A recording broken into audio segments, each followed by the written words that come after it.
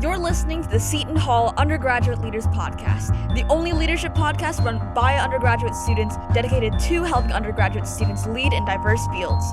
From people in diplomacy to entertainment, from CEOs to student leaders, we feature people from all walks of life. It's all part of the mission. Here at the Messina Leadership Institute, we make leaders better. Welcome to the Seton Hall Undergraduate Leaders Podcast. Today we welcome Mr. Jonathan Mail and Mr. Hoon Chang as our guests. Jonathan is the CEO and managing partner of REALITYRx Communication, a full-service healthcare advertising agency dedicated to delivering innovative and strategic marketing solutions for pharmaceutical and biotech companies. With a wealth of experience in branding, strategy, and creative leadership, he has played a diverse role in shaping the agency's vision and expanding its global impact. Throughout his career, Mr. Mail has been instrumental in strengthening collaboration between medical professionals, researchers, and marketing experts to create impactful healthcare communication strategies. His expertise in navigating regulatory challenges and leveraging emerging technologies has helped REALITYRx stay at the forefront of the industry. Hoon is the Managing Director of Account and Strategic Planning at REALITYRx Communication, where he plays a multifaceted role in driving brand strategy, maintaining client relationships, and market innovation. At the forefront of the agency's strategic initiatives, he works closely with clients to develop impactful and specific healthcare marketing solutions that align with industry trends and regulatory landscapes. Under his leadership, REALITYRx continues to expand using modern digital strategies and data-driven insights to enhance branding positioning. Hoon and Jonathan, welcome to the podcast. Thank you. Yeah, we sound very impressive. Nice to meet you. Yeah. Nice to meet you. Okay. So, Mr. Mail, Yes. what has inspired you to become the CEO of REALITYRx Communications, and how has your vision evolved since its founding in 2008? Well, what inspired me? There were a few things. I was an executive creative director at a fairly large agency, but we were taking a hit and losing some business. So I kind of saw the writing on the wall and felt like it was probably an opportunity to go out, break out, go freelance. And in my going freelance, I met with he's still 1%, my partner, Robert Kozuski. And we just started talking over lunch and said, instead of doing this freelance, well, can we start our own agency? And I always wanted to do that. So we kind of fell into it naturally. We made a list of potential clients. We reached out and we got 2 or 3 nibbles. That's really interesting. How did you go from an executive creative art director to wanting to steer towards the healthcare industry? How did I do that? Well, I did start in consumer. I spent 3 years in Europe, and I was doing consumer marketing, advertising, art. And then when I came over here, I started at an agency called Wells Richard Green, and I was, usually in my spiel, I say I went from selling cancer sticks to selling cancer-saving drugs. So I worked for Benson and Hedges and things like that. And then some people I knew, I just kind of evolved into healthcare, and I liked it better. It was more interesting. I had to dive in deeper, understand things a little bit more. Cigarettes, what can you do? You can put a camel on a pack and things like that. Fascinating. Thank you. And Mr. Chang, what inspired you to join REALITYRx? So that's a really big question. REALITYRx is a very different type of agency than you might think of, especially in the healthcare marketing. So similar to John, my 30 years in the industry was spent in the New York City agencies where we had over 200 people, maybe more. We had huge client bases, lots and lots of resources. But all that translates to a lot of hours, a lot of people to manage, a lot of red tape. It's a lot of work. And also it's overwhelming because the more senior you get, the more responsibility you take on from a client management perspective, in my role at least, to the point where it's almost as if, I don't know if you've ever seen Jerry Maguire, but at the beginning of the scene or at the beginning of the movie, he's talking about this idea that less clients, more attention. And that was kind of my moment for that really speaks to me. There's a point where I was questioning what was all that experience that I gained over the last 30 years, where I'm no longer really doing the advertising or the strategy, and all I'm really trying to do is make sure that I keep my clients happy and make sure we bring in new business for the agency. And so for me, it was a less fulfilling point of my career. I met John and Bob, and John and Bob's, the way they've structured this agency, it's really a lot like how I believe agencies should be structured in a lot of ways, in the sense that John is heavily involved on the day-to-day business with the clients. John's decades of experience, my less than John's decades of experience. We actually are able to use that in the day-to-day advertising and promotion. And so to answer your question, why RealityRx? Because RealityRx is actually a location and an environment where I feel like I can do what I'm best at and what I really did or joined advertising as a career in the first place. So, to sum it up really quickly, is I'm able to still do marketing and advertising, and I'm no longer just a figurehead for my company. Thank you. That makes a lot of sense. I understand that there are a lot of people who tend to gain a sense of tenure after working in one company or working in one field for so long, and it can get kind of strenuous in the decisions that they make for things like that, and the loss of the initial passion from when you first joined compared to 30 years later, 40 years later, the experience definitely does change. And that experience, I do believe, also promotes as well as inhibits a lot of the decision making and a lot of innovation and creation that occurs, but certainly not with RealityRx, as you've just shown.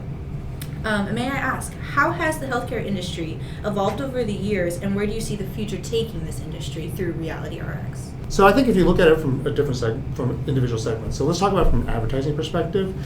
The advertising industry has changed so much. I mean, you'll hear the word digital and omnichannel thrown out there, but that's exactly what's happening, right? So when I joined the industry back in the late 90s, it was very much I would call broad marketing, right? So we were just getting into the digital world at that time, and websites were just starting to come up. We weren't even working on websites for a lot of our clients at that time. Most of the marketing was journal advertising or outdoor displays, or in our case, because it's pharmaceuticals, we know that the sales reps are a fundamental source of marketing to customers. So we were doing a lot of materials that we would give to the sales reps, so they would go into offices, and we would, like, the amount of materials we created for them and the amount of printing that was done for these guys was ridiculous. So that was back in the 90s through the early 2000s. Obviously, with the onslaught of digital, that's completely changed how we approach marketing. And I would say in the healthcare marketing space, they're still figuring out how digital works completely.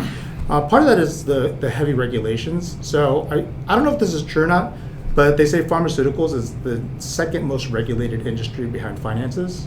So every message that you see, everything that you see publicized from a pharmaceutical or biotech company, that goes through significantly rigorous reviews and approvals, not just internally at the pharmaceutical company, but also with the FDA as well too. So all that has to be submitted is reviewed by the FDA.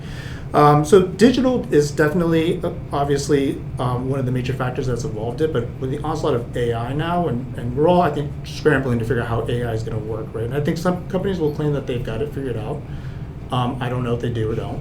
But I think that we'll start to see that. But ultimately what this leads to with the digital world and the AI technology is really more targeted marketing, which is the omnichannel approach, right? You really want to be in front of your customers when they want you to be there, right? With the right message that's tailored specifically to you.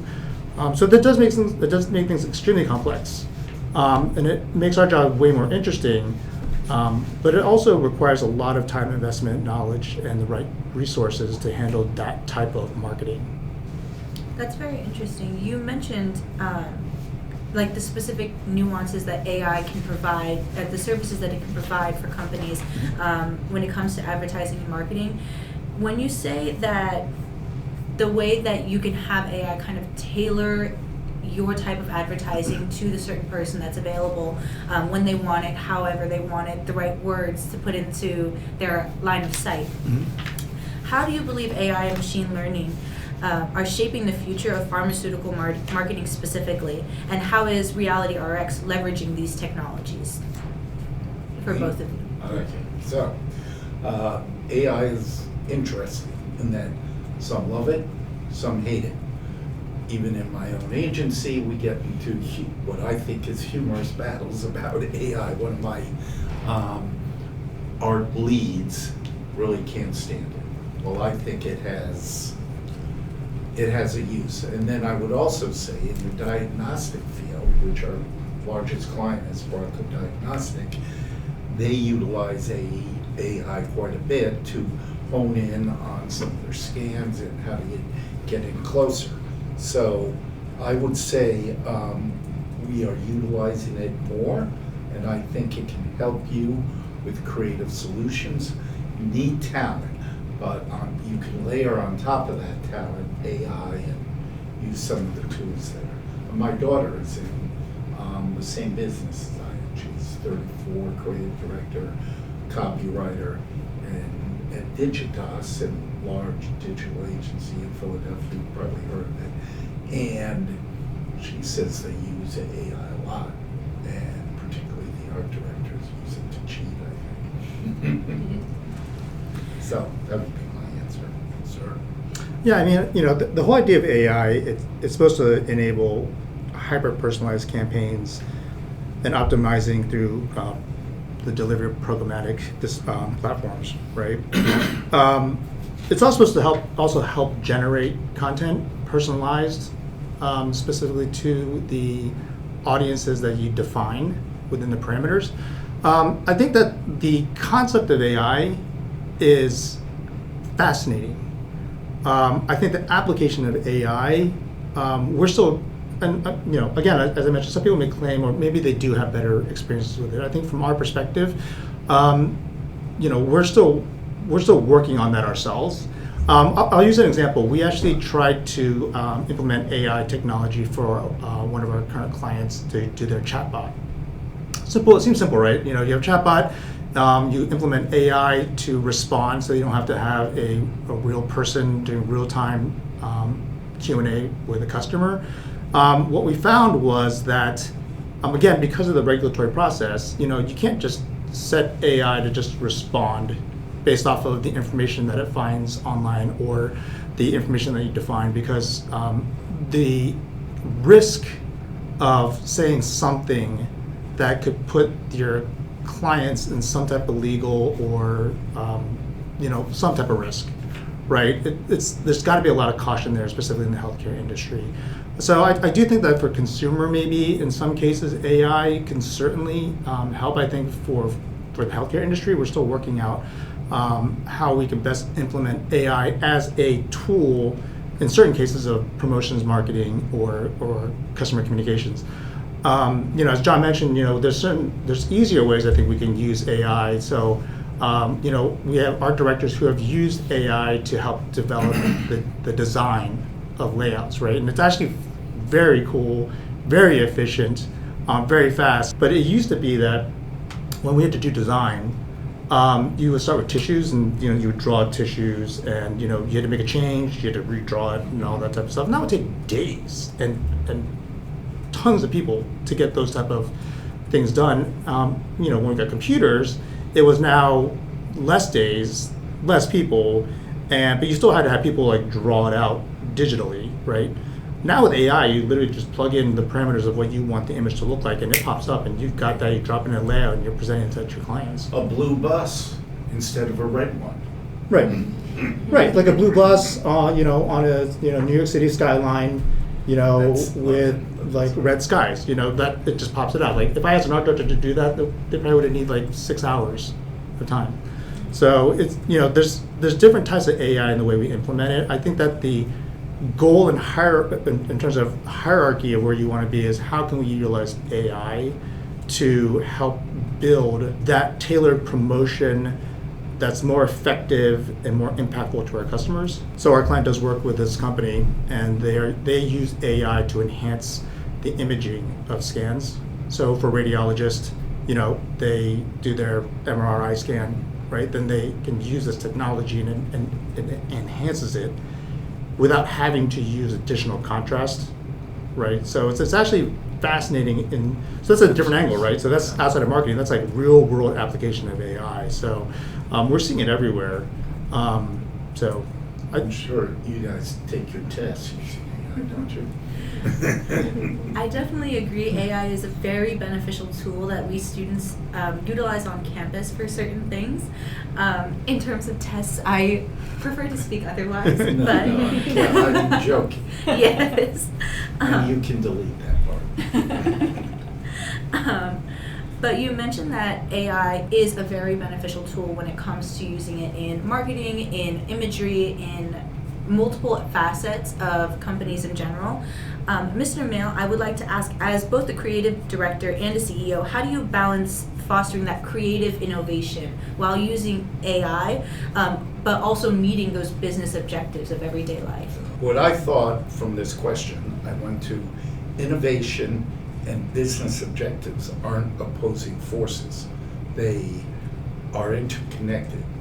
And at our agency, we handle both the day-to-day deliverables that keep operations running smoothly and the larger, more complex projects that demand innovative thinking. So at my previous agency, I led the charge in developing the first digital group at that agency, a move that required significant persuasion, particularly with a CFO who saw digital, not AI, but saw digital as a thing that we had to move very slowly because it wasn't our forte. This particular person thought we were better writing phys aids and doing what we old school kind of thing. So it took a while to evolve there, and I'm sure it's going to take a while to evolve AI into the mainstream. Like I said, one of my best people, we have humorous kind of banter about it, Eric. He's not a big fan, but I am. I feel like I'm older, I'm 71, but I still think that I'm always trying to keep things moving forward into the future. That's very impressive. I do believe that over time there have been so many things that have changed, but when it comes to innovation in business, you're right in the sense that they are interconnected in many ways. And a lot of people nowadays tend to separate and categorize so many things that the realization of having on a broader scale, an interconnectedness between things that aren't commonly seen as closely related in very small, close-up perspectives, it's really important to remind people how interconnected these topics can be. And as well, I would also like to ask, as RealityRx is a full-service global healthcare marketing advertising agency, how does RealityRx tailor its branding and marketing strategies for those different international markets? That's a good question, because I think both of us have worked in international markets quite a bit. I think it all starts with strategy and research, and there's a saying that this gentleman, a book from Russell Bishop, and if you don't know where you're going, any path will do. And I love that quote. I always serve that quote up. And in our presentations, we have this process that we like to talk to our clients about. And to build global brand consensus, we seek commonalities and embrace differences in each market. So you're not overwhelming a market, you're trying to take in what the particular culture, what they're about. And the key to global branding is uncovering a single universal truth or insight that drives strategy. In terms of role models, as we are the lead podcast, our mission is to provide students with valuable leadership insights and equipping them with the knowledge and perspectives essential for their growth and success as they transition into their careers. Can you define your leadership style and possibly share a time when your leadership was tested? How did you navigate that challenge? I always say this, I call myself a servant leader. I developed this style, and I say this to a lot of people who are trying to figure out what kind of leader they want to be. So this fits my style. So I don't know what the pure definition of servant leader is, but the idea is I put myself out there to serve my team versus expecting them to serve me. I find that is super effective, and one, I think it generates generally a lot of loyalty back. But I also believe it establishes a level of trust and appreciation. So, when I think about, what my leadership style and how I got to that leadership style, I've had a lot of poor managers. But I really feel strongly that if you're being put into a leadership position, it's a responsibility for you to be a good leader. I really feel like, there's absolutely zero acceptability, or there should be zero acceptance for someone to take advantage of that powerful position in our industry. We're literally trying to tailor the future of individuals and their careers, and I think it's the responsibility of a good leader to show them the path to get there. I've been fortunate enough to have great mentors in my career, almost in every stage of the milestones of how I got to where I am today, and I can't appreciate enough what they did for me and their approach with me. But I will say this also, you will have bad managers, and you know what? Accept it. You're never going to escape having bad managers out there or bad supervisors. What I would say is, though, learn from that.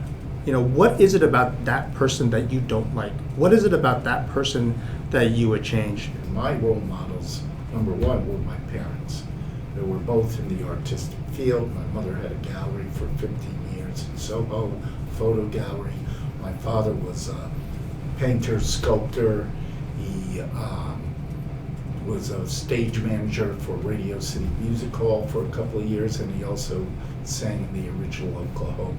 So they were both very talented, and they met each other in 1948, designing the Radio City Music Showroom. And it was like the first use of TV cameras that would follow you on the street. They had huge globe, like the globe that they eventually put in the World's Fair in 1964. And so I always had that kind of art background. And actually, strangely, I'm probably the only one in my family who kind of picked it up. Creatively, I always look to a great artist, whether it's Picasso, Van Gogh, if you go to Paul Klee, or in the graphic design field, Paul Rand. The biggest thing I try to do as manager and head of the agency is find talent.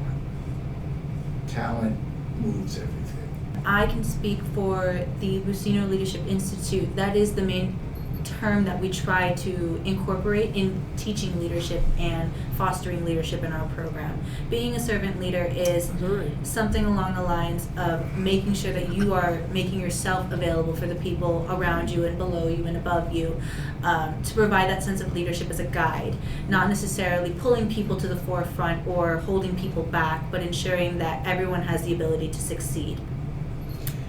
Let me just say, though, to that, you can have clients who they aren't necessarily right, and it's how do you steer them in a slightly different direction. Now, you can't always be successful at that, but if you always just say yes, yes, yes, you can end up with a product that is not as good as you believe it should be. So some of that is how do you change minds, meld minds, that kind of thing as well, I think. I definitely agree, and personally I like to embrace the idea of continuously asking questions, making sure that I fully understand another person's perspective, and asking whether or not they understand my own perspective. And oftentimes in certain situations it's not necessarily agreeing, but agreeing to disagree. And in the end they are the clients. Yes.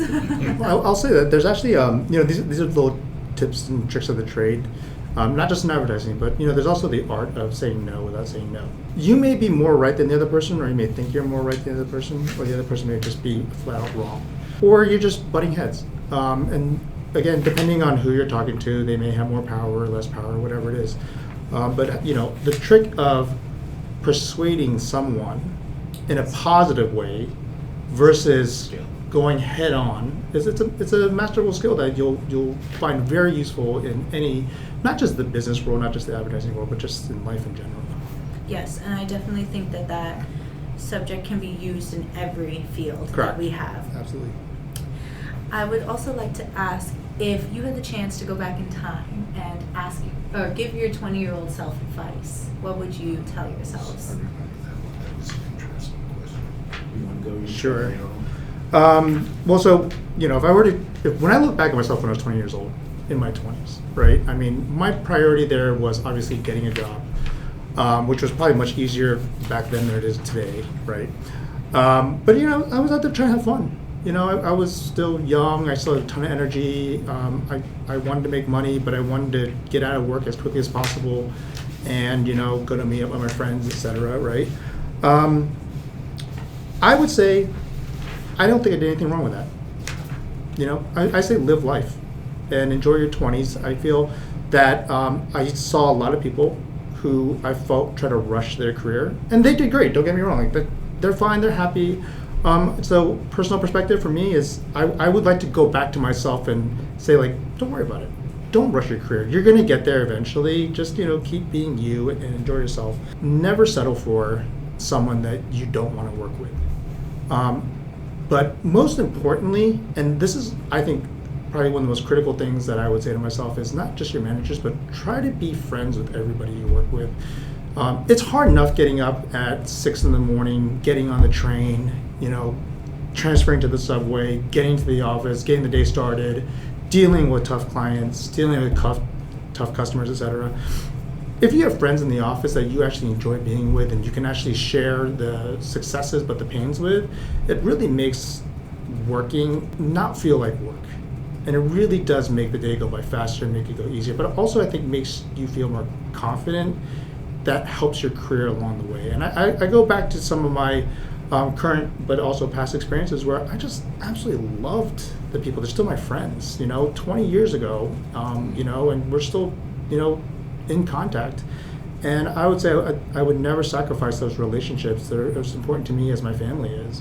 I would just say, try and find what you're interested in. Try and pursue that the best you can. And if you can't, evolve into something that is kind of related, which I think advertising is related to art and graphics and all those kind of things. And that's where I kind of felt I evolved. And those are definitely amazing experiences. I can tell as a person 20 myself, I genuinely am stuck with that idea or that phrase that people are lost in their 20s. People get lost in their 20s. And I personally don't know if I will have the experience of being able to travel across the United States 20 times. But I know that when it comes to having a career, especially nowadays compared to in the past, people are more likely to have many, many more types of occupations within their lifetime compared to in the past. How do you believe that changes things when it comes to their nuances of experience and their abilities to start at the bottom, working to the top? It's not as common or as consistent as it used to be. How do you believe that these different types of experiences will play in reality today? It's such an interesting question because I have 3 boys and the oldest is just turning 16. So I can only imagine that he's going to be going through what you're going through. And I don't have my advice ready for him yet, so maybe I can start here. It's interesting you say that because you're right. I think for a lot of us, our generations, we were able to come out and we were able to find more stable careers and here's the thing. I know a lot of people who switch careers out of this industry or other industries, right? Because I think finding that perfect job, one, I think it's a constant chase. I also think it very much depends on if the person is able to find contentedness in their career, right? I kind of go back to the advice I gave myself at 20 is I don't think there's anything wrong with moving around. I think it obviously could lead to certain levels of, you don't feel stable, right? And I can understand that. But I would say this, let me use this example. I have a person that I'm talking to, they are out of college, they graduated from Berkeley, excellent degree. They haven't found a full-time job in the last, I think, 2 years. And, I said to him, like, look, work anywhere. Here's what you'll find is no matter where you go, you'll find some relevant experience that you can use in your career in the future. You could be a barista and there's going to be relevant experience. I would hire happily a hardworking, smart barista who has the aptitude for good client service, ability to pick up and learn, and a proactive approach to working with other people. It doesn't matter, what your job was. It really is what your experience was. So I'm not sure if that answers the question, but I can imagine it's very much going to be like that for a lot of people moving in the future. But I think that there's plenty of jobs out there. I say, just kind of say la vie it, and take what you can, learn from what you can, and hopefully you get closer to finding that ideal job for you in the future. I did not have a real job until I had a real job in Germany at the Verwaltung and doing some teaching. But then when I came back to the U.S., I went to New York, and that's when I hooked into my first ad agency in New York City. And that was kind of a freelance gig, so I was there a while. But once I went to a full-time job, Wells, Rich and Green was freelance, and I switched to CDM. I got pulled into CDM, and I got pulled into there because they were a healthcare agency that believed in hardcore talent, and they really liked my portfolio. So I went there, and I was there probably about 5 years, 6 years, and eventually I went to, and it was hard to switch out of there because I liked it, but I had my first daughter, and my wife at the time did not want to keep living in New York City, even though we were, I thought, in a great area, East Village in New York. So I moved out there, and I went to an agency called Integrated, and I basically was there for probably about 8, 9 years, 10 years, until I met Bob and started this agency. So I probably was at only 2 or 3 jobs, so I did not really jump around. Mm-hmm. And I sometimes look and see people who do jump around too much, and I always ask that question. It looks like you've been to a lot of places, and I ask why. Mm-hmm. And they can say, like you said, well, because I wanted to get a lot of experience. It also can be that maybe they weren't serious enough about it, where they were going to, you're never going to, I don't think you can have a perfect situation. It's sort of up to you to kind of, you were saying that too earlier, where you bend and find ways to fit in and show them what your worth is, your merit. From what I understand, it's a lot of self-reflection when it comes to working throughout careers, and the intention of moving from career to career is not often seen as something that is necessarily planned. It's definitely not something that people think about while in the job currently. And when moving from place to place, they do gain a lot of experience, and it doesn't necessarily matter what type of job that they have, but the experience that you gain that can be applied to your next initiative, to your next program, your next job, career, field. And all of those things come into play, so every experience is worthwhile and to an extent.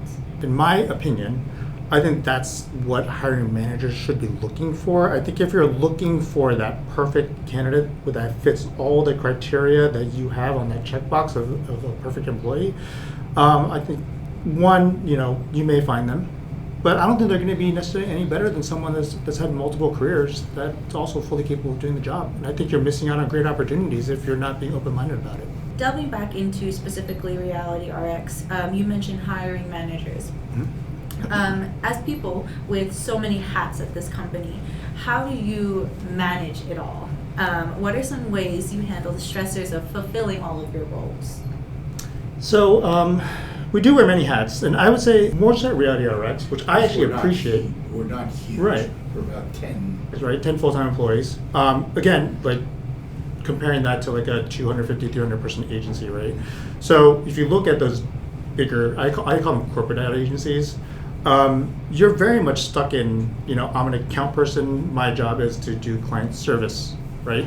It's my job to manage the creative team, blah, blah. Here, and this is what I love about RealityRx, and I hope I'll get to the answer your question, is we do wear many hats. So a good account manager in this type of environment is able to think like a copywriter, is able to think like an art director, not be an art director or copywriter. Just want to be very clear just before John slaps me. But we have to understand that we have to get in the head of our clients as well too. We have to get in the head of a strategist, all those things.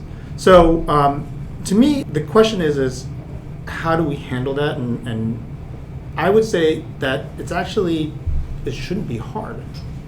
I think to be a good account manager, so I'm being very role specific right now. In my job to be a good account manager, if you're not able to get into the head of your team members and the individual departments to a point, you become a one-trick pony.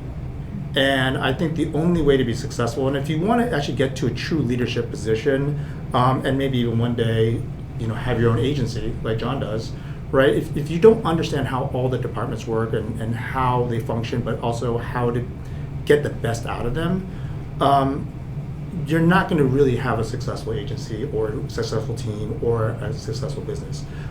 So to me, that's the day-to-day part of our job.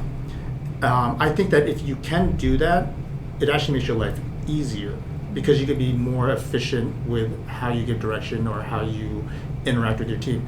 Now, let's take that out and let's say my copywriter. Let's say I have a great copywriter who can think like an account person, who can think like an art director also.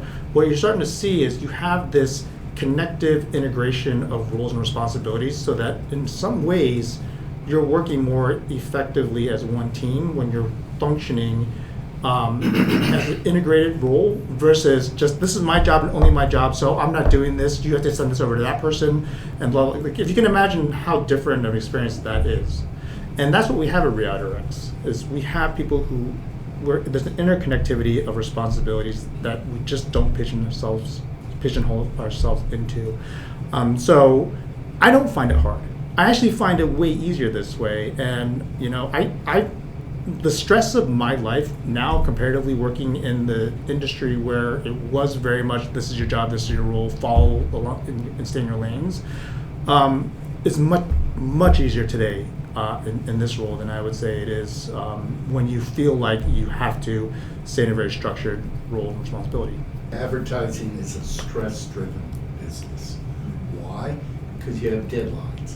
Because you have to meet approvals. You have to get approvals within your internal team, then you have to take it out.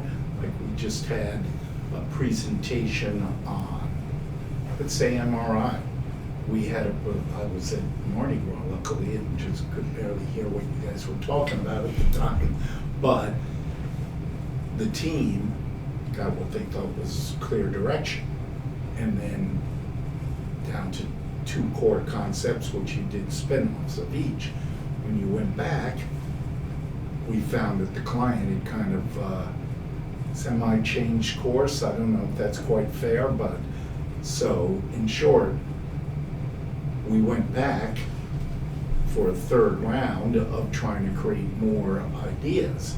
And so that was kind of a spin, which you have to be able to be like a duck, let the water roll off your back. And if you learn to juggle and you continue to accumulate knowledge, that's how you advance, to me anyway. You have to keep learning. Like, he's going to be a mentor to a couple, I think, particularly like with Colin, you're a mentor to him, and that helps. And I'm trying to think if there's, we have mostly fairly senior people, so that makes our lives easier. But deadlines and approvals are a big part of what we do, and so you have to be prepared to roll with the punches, so to speak. As we've mentioned previously, when it came to these new technologies and new tools that we have nowadays compared to in the past, do you see that those tools in this day and age being utilized in a way to make your jobs easier or different? That's in the sense of, like, when you mentioned deadlines and you mentioned there are strict structured systems in place for certain things, have these tools been able to be utilized in a way to make things easier? As you mentioned, your job is easier than in the past. Has that been seen in your job careers at this time? I think it has, but I'm a little bit up here at the shop, so I'm not in the trenches all the time, but I think you're good at buying time for the team, and we have people like Eric who's so fast at what he does, and I think the tools have made it easier, better, faster. I don't know, what do you think? So I think the first part of John's point here, I think, is interesting. I think it only depends on the people that you have, right? So, if you have the right type of people who have the right capabilities or the right abilities or the right, like that makes a huge difference. So not anybody can just do any job. But to answer the question about will it be easier with technology and innovations, here's my prediction as best as I can. So, and I'll use the past to predict the future. But when I first joined the industry, if we had to get a layout printed, right, we had to work with what we call a studio. So the art directors would drop it over to the studio would then have to get it print ready, which would take hours. And then once they got it print ready, we had to route it through the agency, make sure that a letter didn't change, a line didn't change, an image didn't change, something didn't happen, right? So that's a whole process, right? And then once that's finally good, and there were going to be changes, there was always changes, so you had to make the changes, and then reroute it again across the entire agency, blah, blah, blah. And then finally, it's ready to go to the printer, right? And this is my day and age. So this is the digital world, and this, like, before it was like printing presses, right? Right now, your hard drive has what, like a terabyte of memory? We had disks that we had to put these art files on that were probably like, I don't know, 32 megabytes? No, probably like a gigabyte, let's say max. And that was a good hard drive. So you'd have multiple disks, and these files are like enormous files because of the high-res imagery and all that type of stuff. That would take days, and you had to stay on site, on premises for all that process, right? So we wouldn't get home till 4 a.m. Sounds complex, right? So all of a sudden, what? It's fun. Right, it was fun though. But all of a sudden, computers got faster, right? You could start routing digitally. You can now have bigger and higher capacity hard drives. You can now release files over the cloud. All these things happening. Like, you're like, oh my gosh, life is going to be great, right? Oh, all clients want is more, more, more. So, you can do it faster, faster. So instead of like giving me 6 months to do a project, now like you can do this in 2 months, right? I'm like, oh, less. Right, or less, right? And so the long way of answering your question is I think that the efficiencies that innovations and technology will create will only create a higher demand of now, which I think is fine, and again, that kind of works in the favor of advertising agencies because the more I can produce, the more I can charge. The more I charge, the more profit I have, blah, blah, blah. You do have that thing we were just talking about with time. You really only needed 2 days to do this. Right. No, I have very talented people because they're fast. Doesn't mean that project shouldn't cost like it took 2 weeks, because the people are good at what they do. That's up to you, me, some of the senior people to get our clients to buy that. And that's the diplomacy that we struggle with every day is, we want to outperform, but we also want to make sure we can be realistic in delivering, but also, and this is to me is just as important, is I want to be fair to my team. Like, I want them to go home to their families or to their lives. Right, very good. And so, I don't see the benefit of abusing your teammates to meet unrealistic deadlines to just look good. Mr. Jonathan Mail and Mr. Hoon Chang, thank you so much for joining us on the Seton Hall Undergraduate Leaders Podcast. On behalf of everyone at the Pasito Leadership Institute, I'd like to thank the podcast team, 89.5 FM WSOU for allowing us to use their facilities, and you for listening. Follow us online at www.shu.edu/leadership, on Instagram at Pasito Leaders, and on Twitter at SHU Leadership. At Seton Hall, we make leaders better.